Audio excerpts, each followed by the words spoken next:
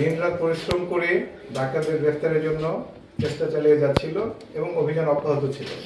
গত রাতে আমার কয়েকটি টিম অভিযান পরিচালনা করে গতকাল আমার টিম জয়পুরহাট, গাইবান্ধা, বগুড়া 3টি জেলায় অভিযান পরিচালনা করে আন্তঃজেলা ডাকাত দলের 6 জন সদস্যকে গ্রেফতার করতে সক্ষম হয়।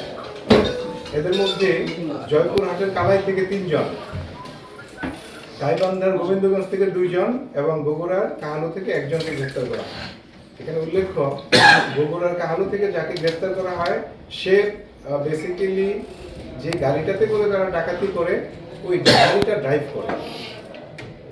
আমরা ওই ডাকাতির কাজে যে ব্যবহৃত যে গাড়িটা সেই গাড়িটাও জব্দ করতে সক্ষম হয়েছে। ওদের নাম এখানে আছে, আপনারা পেয়ে যাবেন। এদের যে 6 জনকে গ্রেফতার করা হয়েছে এদের মধ্যে শহীদুল নামে একজন আছে, যার বিরুদ্ধে 6টি ডাকাতির মামলা আছে। শাহরুল, তার বিরুদ্ধে আছে হলো 2টি। শামীম, তার বিরুদ্ধে আছে হলো 2টি এবং অন্য 2 জন যারা আছে তাদের বিরুদ্ধে 1টি করে ডাকাতির মামলা রয়েছে।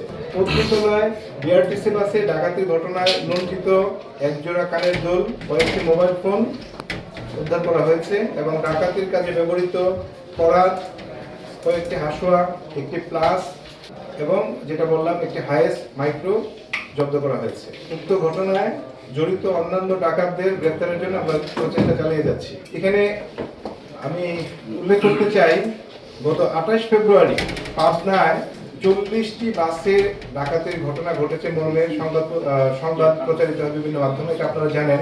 এই ঘটনার সাথে আমাদের আজকে গ্রেফতারকৃত যে 6 জন ডাকাত রয়েছে তারা জড়িত ছিল, সরাসরি জড়িত ছিল, এটি তারা আমাদের কাছে স্বীকার করেছে। এর মধ্যে 6 জনের মধ্যে 5 জন সরাসরি জড়িত ছিল মর্মে আমাদের কাছে স্বীকার করেছে এবং ওই ডাকাতির ক্ষেত্রেও তারা এই একই মাইক্রোবাস ব্যবহার করে একই ড্রাইভার ড্রাইভ করে। তাদের ভাষ্য অনুযায়ী উক্ত ঘটনায় 8 জন ডাকাত ছিল, তাদের ভাষ্য অনুযায়ী। এটা তদন্ত হচ্ছে, তদন্তের মাধ্যমে সংখ্যাটা বের হয়ে আসবে। আমাদের পত্নীতলায় যে বিআরটিসি বাসে ডাকাতি হয়েছিল, এই ডাকাতিতে যেমন আমরা লুণ্ঠিত মালামাল উদ্ধার করেছি, পাবনার ঘটনার লুণ্ঠিত মালামাল উদ্ধার আছে।